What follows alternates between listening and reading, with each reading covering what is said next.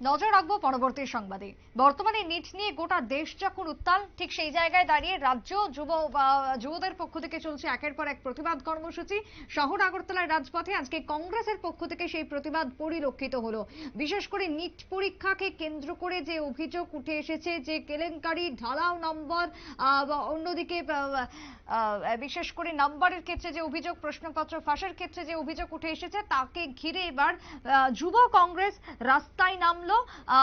নিটকে কার্যতপক্ষে যে সর্বভারতীয় মেডিকেল প্রবেশিকা পরীক্ষা, তাকে চূড়ান্তভাবে এই পরীক্ষাকে কেন্দ্র করে যে অভিযোগ রয়েছে তা তুলে ধরা হয়েছে এবং বিক্ষোভ মিছিলটি আজকে প্রেস ক্লাবের সামনে থেকে শুরু হয়, কামান চৌমুহনীতে গিয়ে শেষ হয় আজকের বিক্ষোভ মিছিল।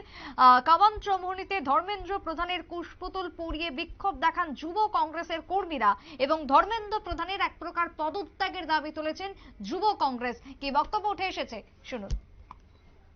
আপনারা সকলেই জানেন এবং মানুষ রোজ এটার সম্মুখীন হচ্ছে যে এই ভারতীয় জনতা পার্টি হয়েছে যুব বিরোধী একটি সংগঠন, যেখানে যুবকদেরকে কখনো চাকরি দেওয়া হয় না, যুবকদের স্বার্থে কখনো কাজ করা হয় না, যুবকদের যখন পরীক্ষা দিতে যায় সেই পরীক্ষার পেপার লিক হয়ে যায়।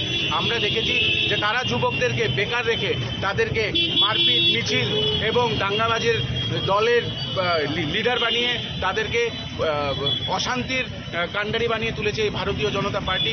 নিট পরীক্ষাতে যে দুর্নীতি হয়েছে সেই দুর্নীতির প্রতিবাদে আজ ত্রিপুরা প্রদেশ যুব কংগ্রেস এখানে এসছে এবং তারা অতি সত্বর ভারতবর্ষের যে এডুকেশন মিনিস্টার দেবেন্দ্র প্রধান, ওনার পদত্যাগ চায়। কারণ আপনারা শুনেন যুব কংগ্রেসের সভাপতি নীলকমল সাহার বক্তব্য এবং পদত্যাগের দাবি তারা তুলেছেন। আর এই দাবিকে সামনে রেখে এক প্রকার তারা পথে নেমেছেন আগামী দিনে নিট পরীক্ষাকে কেন্দ্র করে যাতে উপযুক্ত পর্যায়ে তদন্ত হয় এবং যিনি নিটের ক্ষেত্রে রয়েছেন ধর্মেন্দ্র প্রধান, তার পদত্যাগের দাবি অনতিবিলম্বে করাতে হবে, এমনটাই দাবিতে কংগ্রেস কর্তৃপক্ষ, যুব কংগ্রেস যদিও এক প্রকার সরব হয়েছে। ছোট্ট বিরতির পর ফিরবো, সঙ্গে থাকুন।